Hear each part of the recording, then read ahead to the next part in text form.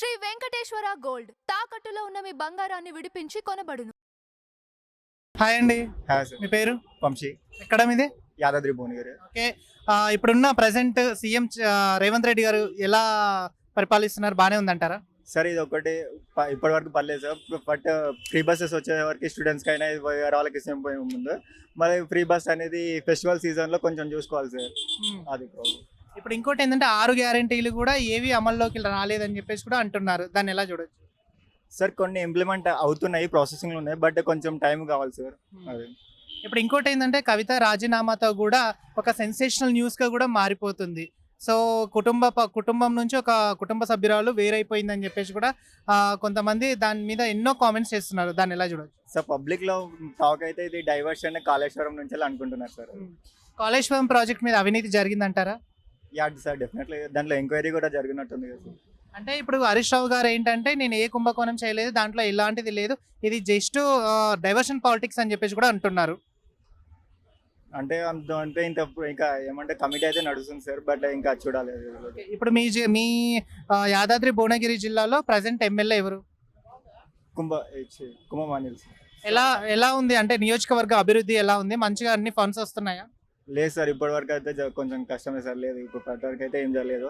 పల్లెశేఖర్లో ఉన్నప్పుడు కొంచెం డెవలప్ అయింది, కుంభమానిలో ఉన్నప్పుడు సాగుతుంది సార్. ఓకే, యాజ్ ఒక తెలంగాణ పర్సన్గా మీరు ఏ గవర్నమెంట్కి ఎక్కువ ప్రయారిటీ ఇస్తారు? సార్ గవర్నమెంట్ అంటే ప్రియారిటీ ఏం లేదు, బట్ ఎవరు వర్క్ చేస్తారు, ఎవరికి యూత్కి ఎంప్లాయ్మెంట్ ఇస్తారు, అది అప్పులు లేకుండా ఎవరు చూసుకుంటారో అదే మెయిన్ సార్. రేవంత్ రెడ్డి కొత్తగా ఇచ్చిన ఉద్యోగాలు కేవలం ఒక 10,000 పైచీలకు మాత్రమే ఉంటాయి. ముఖ్యంగా నోటిఫికేషన్స్ ఇచ్చి రేవంత్ నియామక పత్రాలు ఇచ్చి వేసుకొని నేను 1,00,000 ఉద్యోగాలు నింపినా, 60,000 ఉద్యోగాలు నింపినా అని అన్ని అబద్ధాలు చెప్తుండు రేవంత్ రెడ్డి. ఇది నిరుద్యోగ ఏర్పరిచిన ప్రభుత్వం అని ఎన్నో మాటలు చెప్పిండు.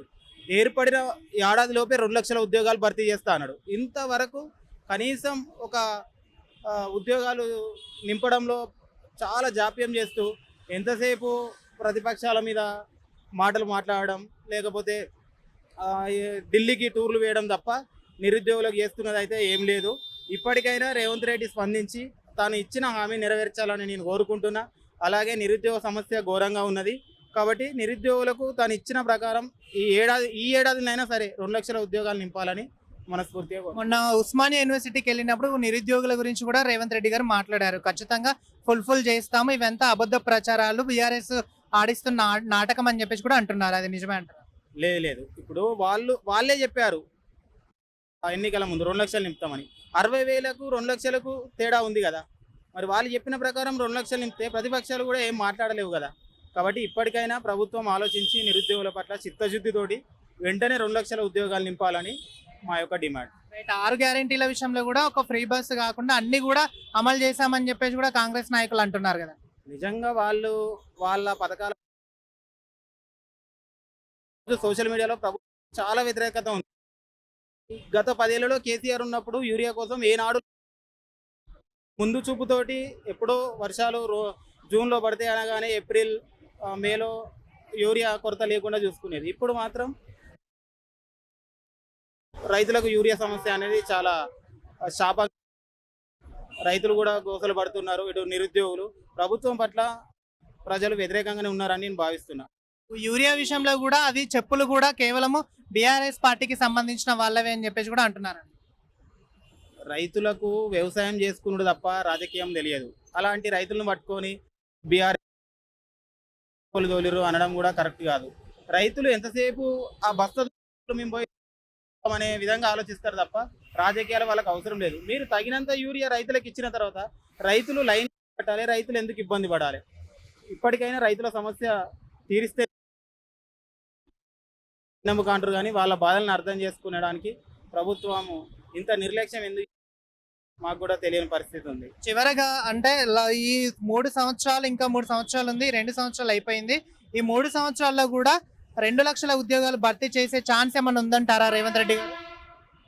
ప్రభుత్వం మీద నమ్మకంతో బీఆర్ఎస్ను గద్దెదించి కాంగ్రెస్ ప్రభుత్వం నిరుద్యోగులు, ముఖ్యంగా నిరుద్యోగులు ప్రచారం చేసి కాంగ్రెస్ ప్రభుత్వాన్ని ఏర్పరచుకున్నాం. అలాంటి కాంగ్రెస్ ప్రభుత్వం నిరుద్యోగుల విషయంలో ఇప్పటికే దాదాపు దగ్గరగా 2 సంవత్సరాలు గడుస్తుంది. ఇప్పటికైనా మీరు అన్నట్టుగా 3 సంవత్సరాలలో వాళ్ళు ఇచ్చినట్టుగానే ఏడాదికి 2 లక్షలుగా అన్ని ఖాళీలను వెంటనే భర్తీ చేస్తే ప్రభుత్వానికి ఒక మంచి ఉంటుంది.